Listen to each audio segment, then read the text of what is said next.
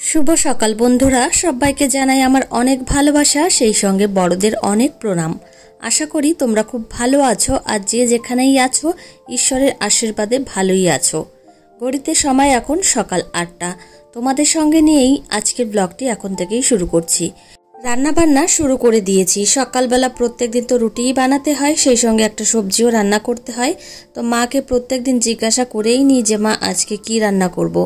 तो मा बोललो जे अनेकटा दूध जमा हये गेछे, तो एकटू सुजी रान्ना करे दाओ। सेहेतु ओई जन्य एकटू सुजी रान्ना करब। तो आमादेर बाड़ीते सुजिटा किन्तु एकटू घन घनई खाई। दूध जखन खाওয়া হয় না তখন কিন্তু এই ঘরে থাকে, তখন এই সুজিটাই রান্না করে ফেলি। তো যাই হোক, এই যে হাঁড়িতে দেখতে পাচ্ছ সুজি বসিয়ে দিয়েছি আর এদিকে রুটি বানাচ্ছি। আমার জন্য কিন্তু আবার রুটি বানাচ্ছি না, আমি ভাবলাম কি এই যে সুজিটা রান্না করছি এখান থেকে সুজি খেয়ে নিলেই হয়ে যাবে, রুটি আর বানাইনি। তো এদিকে দেখো একটা দুটো করে রুটি বানাচ্ছি আর সকালে ভাবছি কি মামামের জন্য আর এক্সট্রা কোনো কিছু রান্না বান্না করব না। অনেক সময় আবার কি করি একটু সিদ্ধ ভাত রান্না করি মামামের জন্য। তো আজকে আর সিদ্ধ ভাতটা রান্না করব না, আজকে এই মামামকে এই সুজি খাইয়ে দেব। তো এদিকে রুটি বানানো কিন্তু হয়ে গেছে আর আমার শ্বশুরমশাই সকালবেলা আবার দুধ নিয়ে এসে সেটা আবার এই হাঁড়িতে ছেঁকে রাখবো। বোতল শুদ্ধ যদি আমি ফ্রিজের মধ্যে রেখে দিই তাহলে কিন্তু পরে যখন দুধ জ্বালাতে যাই তখন কেটে যায়। ওই জন্য এইভাবে হাঁড়িতে ছাঁকনি দিয়ে ছেঁকে রেখে দিই, পরে জ্বালালেও কিন্তু দুধটা ভালো থাকে, একদমই কিন্তু কাটে না। ওই জন্য নিয়ম করে কিন্তু এইভাবেই ছেঁকে রেখে দিই। তো এই যে সুজিটা রান্না করা হয়ে গেছে, এখন এই বাটিতে আমি নামিয়ে নিচ্ছি। প্রচণ্ড গরম, বুঝতে পারছো, একটু আগে আগেই নামালে ঠান্ডা হবে, তারপর কিন্তু সবার খেতেও সুবিধা হবে। আজকে জানো তো সকাল থেকে শরীরটা একদমই ভালো লাগছে না, আর দেখবে শরীর ভালো না থাকলে কিন্তু মনও ভালো লাগে না। তো এদিকে কাজকর্ম তো করতেই হবে, সংসারের কাজকর্ম তো আর ফেলে রাখা যায় না, খেতে হলে তো কাজকর্ম করতেই হবে। এই যে দেখো সকালে রান্নাবান্নাটা প্রায় হওয়ার মধ্যেই সুজি এই যে বাটিতে নামিয়ে নিয়েছি। আর আমার যেহেতু একটা ছোট্ট বাচ্চা আছে, তার কাজকর্ম করতে হবে, আমার আছে, যতই শরীর খারাপ থাকুক না কেন। তো এদিকে কুলেখাড়া পাতার রসটা আমি এখন খেয়ে নিচ্ছি। একটা বিষয় জানো তো, কুলেখাড়া পাতার রস কিন্তু সবসময় খালি পেটে খেতে হয়, তাহলে কিন্তু শরীরের উপকারটা বেশি হয়। তো এই যে নাক বন্ধ করে নিঃশ্বাস বন্ধ করে খেয়ে নিলাম।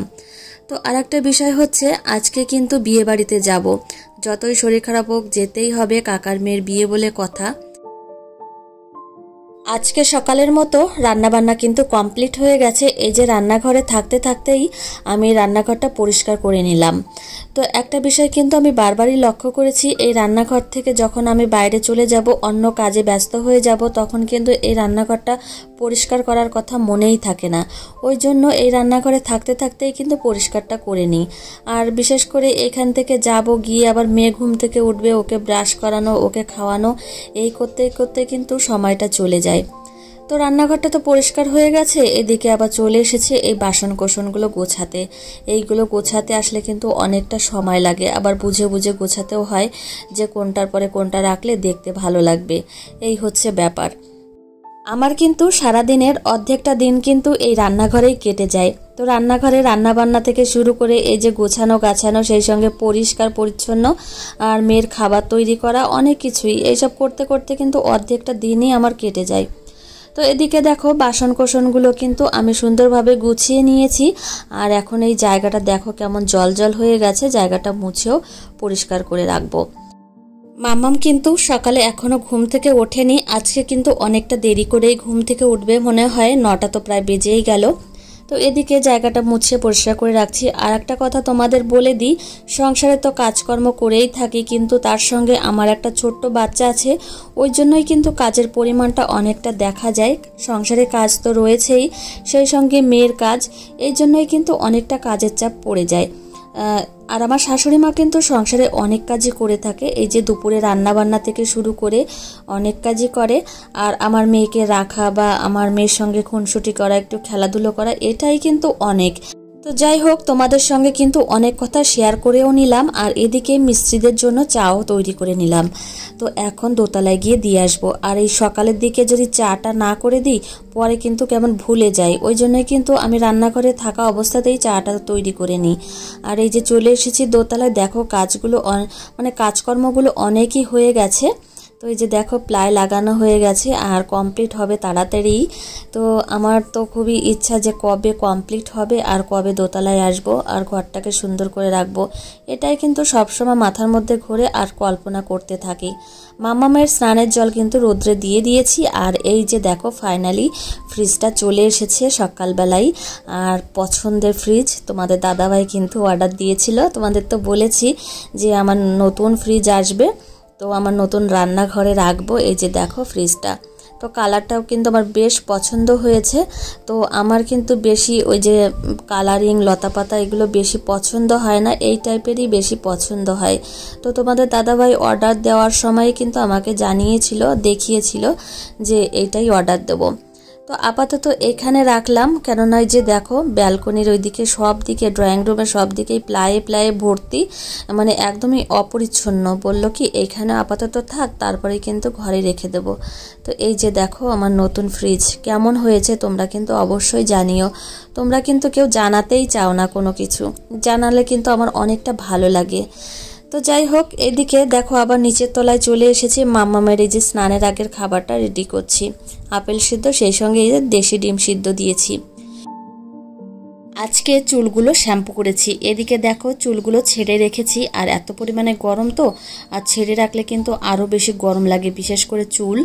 আর এদিকে বিছানা চাদরটা পেতে নিচ্ছি, বাড়ির পাশে বিয়ে, জানো তো বাড়িতে লোকজন আসতেও পারে। আর আগের বিছানা চাদরটা বেশ কিছুদিন আগেই পেতেছি, হয়তো 3 দিন হয়েছে পেতেছি, তো তুলে দিলাম যে একটা ভালো বিছানার চাদর পাতি। তো এই সাদা বিছানা চাদরটা এখন পেতে নিচ্ছি। আর মামামকে এই যে নামিয়ে দিয়েছি, দেখো ও জানো তো কেমন দুষ্টুমি করে। আমি যখন কোনো বিছানা চাদর পাতি বা কোনো কাজকর্ম করি খাটের পর বসে, তখন আমাকে নিয়ে ঘুরতে থাকে আর এত দৌড়াদৌড়ি করে, ভয় লাগে, মনে হয় পড়ে যাবে। আজকে বিয়ে বাড়িতে যাব, একটা মনের মধ্যে আনন্দ কাজ করছে, আর বাড়িতেই সাজগোজ করব। আমি করব না, আমার একটা বান্ধবীকে ডেকে নিয়েছি, ও সন্ধ্যার দিকে আসবে। তো আমি জানো তো এই ছোট্ট বাচ্চা নিয়ে সাজগোজ করতেই পারি না, এত পরিমাণে মামাম দুষ্টুমি করে। আর সাজুগুজুর জিনিস নিয়ে বসলে ওই শুধু ওইগুলো নিয়ে ধরাধরি করবে আর ভেঙেও ফেলে। ওই জন্য ভাবলাম যে অত কিছুর দরকার নেই, আমার এক বান্ধবীকে ডেকেই নিই। তো ও আসবে সন্ধ্যার দিকে, ওই কিন্তু আমাকে সাজাবে, আর ও কিন্তু ভালো সাজাতে পারে। তো তোমাদের সঙ্গে কিন্তু সব কিছুই শেয়ার করার চেষ্টা করব। আর এদিকে দেখো বালিশের ওয়ারগুলো এই যে পরিয়ে নিয়েছি, আর এখন এই যে জায়গা মতো জায়গায় রেখে দিলাম। আর এই যে টেডিটাও কিন্তু খাটের পাশে রেখে দিয়েছি। আর বিছানার চাদর এই যে দেখো ঝুলে রয়েছে, এই যে চিরুনি দিয়ে ভালো করে গুজে দিচ্ছি। মাম্মামকে কিন্তু এই যে বিছানার উপর তুলে দিয়েছি। তো ওকে কিন্তু এই দিনের বেলায় আমি খালি গায়ে করেই রাখি বেশিরভাগ সময়, কেননা এত পরিমাণে গরম তো, আর জামা পরালে ঘেমেও যায়। ওই জন্য বাড়িতে থাকে তো, খালি গায়ে থাকলে তো কোনো অসুবিধাই নেই। আবার অনেক সময় এমন করি যে রাত্রের দিকেও কিন্তু ওকে খালি গায়ে করে ঘুম পাড়াই। তো প্রচণ্ড পরিমাণে ঘামে জানো তো, আর বাচ্চারা এত পরিমাণে দৌড়াদৌড়ি করে, ওই জন্যই কিন্তু ওদের ঘামার পরিমাণটা একটু বেশি হয়। তোমাদের দাদা ভাই ফল নিয়ে এসেছিল, এই যে জায়গা মতো জায়গায় রেখে দিলাম। তো একটা সুবিধা হয়েছে জানো তো, মাম্মাম এই ফলগুলো দেখে আর শিখতে পারে যে এটা একটা ফল খেতে হয়, বা আঙুর টাঙুর আনলে সেগুলো কিন্তু ও একটা ধরে ধরে মুখেও দিতে যায়, আবার আমাদের খাইয়েও দেয়। তো এইভাবেই কিন্তু মাম্মামের ফলের সঙ্গে পরিচয়টা হয়ে যায়।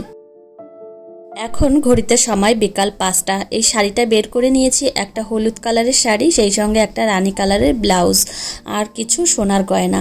এইগুলো এখন পরবো, পরেই যাব ওই কাকাদের বাড়িতে। বোনের বিয়ে হচ্ছে, মানে বিয়ে হচ্ছে না, গায়ে হলুদ হবে, সেই উপলক্ষে এই যে এসেছি।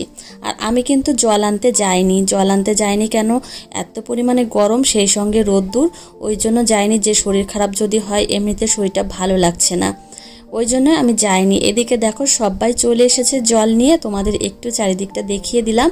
আর এই যে মনীষার এখন গায়ে হলুদ হবে, ও চলে এসেছে এখানে।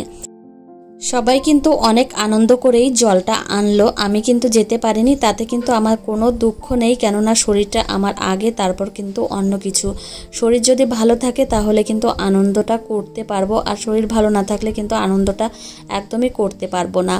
তো সকাল থেকে এমনিতেই ভালো লাগছে না, তোমাদের আমি তো বলেছি। তো এদিকে প্রথমেই কিন্তু কাকিমা গায়ে হলুদ দিল, মানে এটা হলো মনীষার মা, আর মাথায় কিন্তু তেমন একটা জল দেয়নি, আর ওকে আবার সাজাতে আসবে তো ওই জন্য। আর এই যে হচ্ছে কাকা, আর এটা হচ্ছে মনীষার কাকিমা।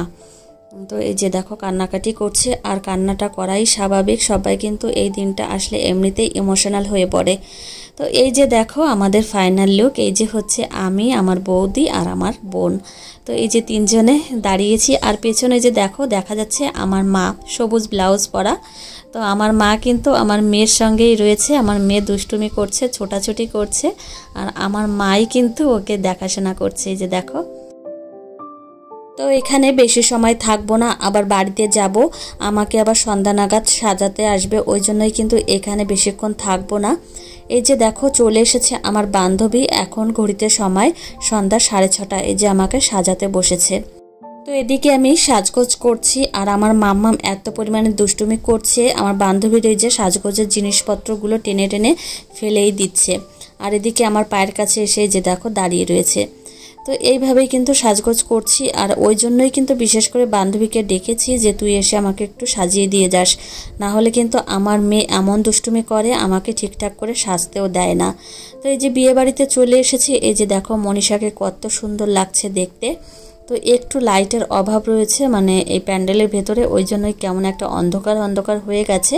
এই যে তোমাদের দাদা ভাই আর আমি, আমার মাম্মাম সবাই এখানেই পাশাপাশি বসে রয়েছি। তো এই যে দেখো কেমন একটা অন্ধকার অন্ধকার জন্য এরকম লাগছে। তো যাই হোক, তোমরা একটু মানিয়ে গুছিয়ে নিও। আর তোমাদের দাদা ভাই, আমি, এই যে মাম্মাম দেখো আমাকে কেমন লাগছে অবশ্যই জানিও। শাড়িটা কিন্তু এই ব্ল্যাক কালারের কাঞ্জিভারমটাই পরেছি। তো এই ব্ল্যাক কালারের এই শাড়িটা আমি আগে পরিনি, তো ভাবলাম কি যে এইটাই পরা যাক। সেই সন্ধ্যা 6:30 থেকে সাজগোজ করছি, আর শেষ হয়েছে এই যে 10টার সময়। আর কাকাদের বাড়িতে এসেছি 10:10-এর সময়। তো দেখো পুরো প্যান্ডেল একদমই ফাঁকা হয়ে গেছে, লোকজন তেমন নেই, তো আমরাই নিজেরা রয়েছি। বোনের বিয়ে হয়েছে কিন্তু অনেক দূরে, হুগলি জেলায়। তো আর আমাদের বাড়ি তো উত্তর 24 পরগনা জেলায়, তো অনেকটা দূরে। তো এদিকে আমার মাম্মাম দেখো শুধুই দুষ্টুমি করছে, দৌড়াদৌড়ি ছোটাছুটি করছে, আর ওর পেছনে দৌড়াতে দৌড়াতে তোমাদের দাদাভাইয়েরই কষ্ট হয়ে যাচ্ছে, প্রচণ্ড ঘেমে গেছে মাম্মাম। তো তোমাদের দাদাভাই বলছে যে মাম্মামকে বাড়িতে রেখে আসবে। তো এই যে দেখো আমরা দু বোনেই কিন্তু একই কালারের শাড়ি পরেছি, আর বিয়েবাড়িতে এসে কিন্তু মনটা খারাপ হয়ে গেছে। খারাপ হয়ে যাওয়ার কারণ হচ্ছে বিয়েবাড়ির এই প্যান্ডেলের ভেতর না কেমন একটা অন্ধকার অন্ধকার ভাব, ওই জন্য কিন্তু ফটো তুলতে পারিনি ভালোভাবে, আর ফটো তুললেও কেমন একটা অন্ধকার আসছে। সবার সঙ্গেই তো তোমাদের আলাপ করে দিলাম। আর এই যে দেখো বরমশাই বসে রয়েছে। তো বরমশাই বলছে যে কার দিকেই তাকাবো, সবাই বলছে এই দিকে তাকাও, সবার দিকেই তাকাতে বলছে। বিয়েতে কিন্তু এখনো বসেনি, বিয়ের লগ্ন হয়তো 12টার সময়। তো 12টার সময় বিয়েটা হবে। আর এইদিকে আমার ফুল লুকটা তোমরা দেখে নাও, একটু আলোর অভাব, তো ওই জন্য এখানে এসে দাঁড়িয়েছি আর তোমাদের ফুল লুকটা দেখালাম। আর বৌদি কিন্তু ক্যামেরাটা ধরেছে। অনেক রাত হয়ে গেছে, এখন খাওয়া দাওয়াটা করতে হবে। তো এদিকে বৌদিকে বললাম যে আসো একটু ক্যামেরা বন্দি করি। তো এই যে হচ্ছে আমার একমাত্র বৌদি, আমার বড় বৌদি। আর এই যে দেখো ছাদনাতলার এই অবস্থা। তো আমরা কিন্তু চলে এসেছি খাওয়ার প্যান্ডেলে। এই যে আমার বোন বসেছে আমার পাশে, আর বৌদি আর মা বসেছে আমাদের সামনে। তো এই হচ্ছে ব্যাপার। আর অনেক রাত হয়ে গেছে, প্রচণ্ড পরিমাণে ঘুম পাচ্ছে, মানে চোখ টেনেই মেলাতে পারছি না, এত পরিমাণে ঘুম পাচ্ছে। তো চলো বন্ধুরা, আজকে ব্লগটি এখানেই শেষ করছি। তোমাদের সঙ্গে দেখা হবে কিন্তু পরের ব্লগে।